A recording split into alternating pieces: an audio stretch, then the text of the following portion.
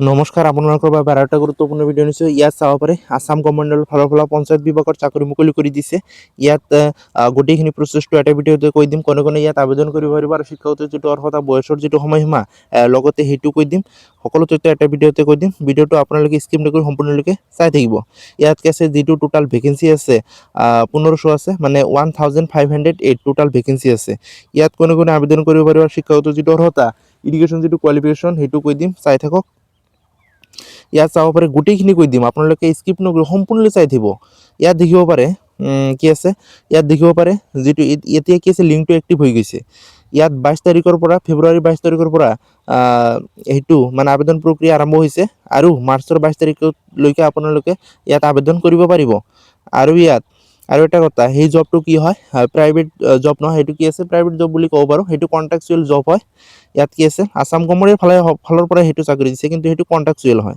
ইয়াত দেখিব পাৰে টোটাল যিটো ভেকেঞ্চি আছে 1508 আৰু ইয়াত দেখিব পাৰে কেটেগৰী যিটো মানে পোষ্ট আছে একুৰেটেড ইঞ্জিনিয়াৰ যিটো পোষ্ট আছে, ইয়াত টোটাল যিটো পোষ্ট আছে 291। যিটো এজ আছে 18 পৰা 40 বছৰলৈকে আপোনালোকে ইয়াত আবেদন কৰিব পাৰিব।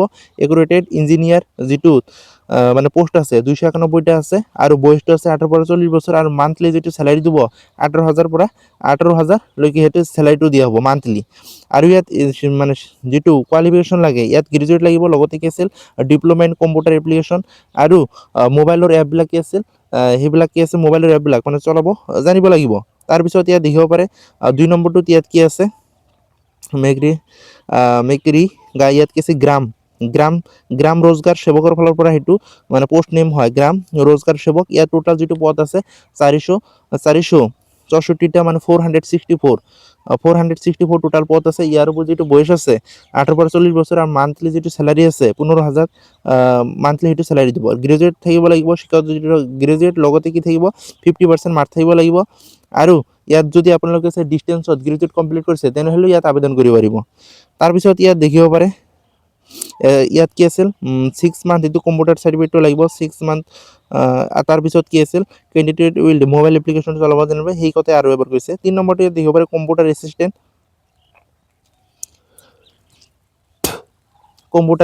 ইয়াত চাব পাৰে। কম্পিউটাৰ এছিষ্টেণ্ট কি আছে 291টা টোটাল এইটো পদ আছে।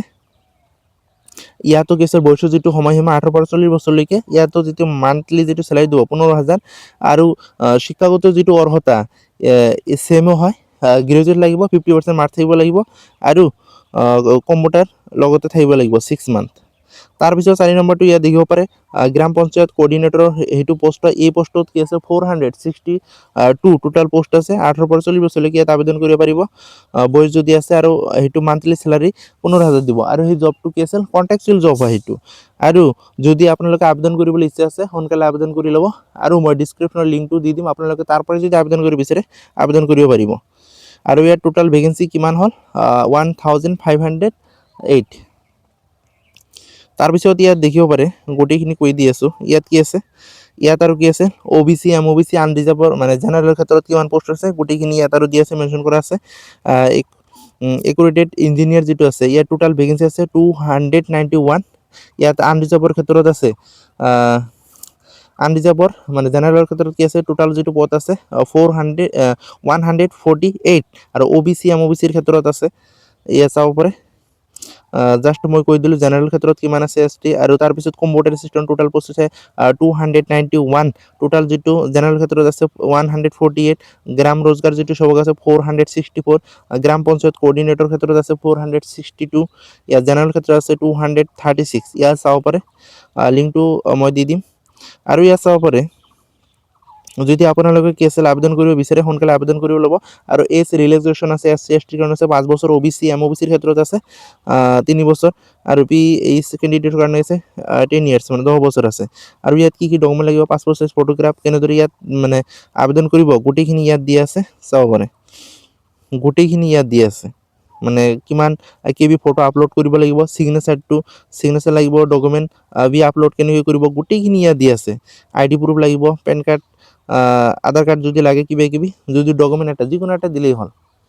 তাৰপিছত মোড অফ সিলেকশন যেটো প্ৰসেস হয় ইয়াত দেখিব পাৰে পেপাৰ কি আছিল এটো পেপাৰ 1 আৰু পেপাৰ 2 কি হ'ব 2 ইয়াত লিখা আছে there will be two writing examination paper 1 paper 2 ইয়াত দেখিব পাৰে পেপাৰ 1 পেপাৰ 2 আছে মানে এক্সাম হ'ব তাৰপিছত ইয়াত দেখিব পাৰে total the C number to ইয়াত option B নহয় C number to ইয়াত দেখিব পাৰে the written test will be of 75 marks হেতু অমৰ বেছি হেতু কি আছে OM আর বেছি কি হ'ব কোশ্চেন হ'ব কোশ্চেন প্যাটার্নটো হ'ব ইয়াত কি আছে মাইনাস মার্ক আছে 0.25 তাৰ পিছত কি আছে 75 কোশ্চেন থাকিব টোটাল আৰু এটা কৰি কোশ্চেনত কি আছে 1 মাৰ্ক কৰি থাকিব তাৰ পিছত ইয়াত দেখিব পাৰে 25 marks candidate to qualified written examination viva থাকিব কি আছিল যেটো ভাইবা থাকিব 25 marks তাৰ পিছত ইয়া দেখিব পাৰে গোটেখিনি কৈ দি আছো যদি আপোনালোকে ফাৰ্স্ট টাইমৰ কাৰণে ভিডিওটো চাই আছে ভিডিওটো লাইক এটা কৰি দিব চেনেলটো সাবস্ক্ৰাইব কৰি ল'ব যদি এতিয়ালৈকে কি আছে চেনেলটো সাবস্ক্ৰাইব কৰা নাই কিয়নো আপোনালোকৰ কাৰণে ডেইলি এটা দুটা ইনফৰমেশন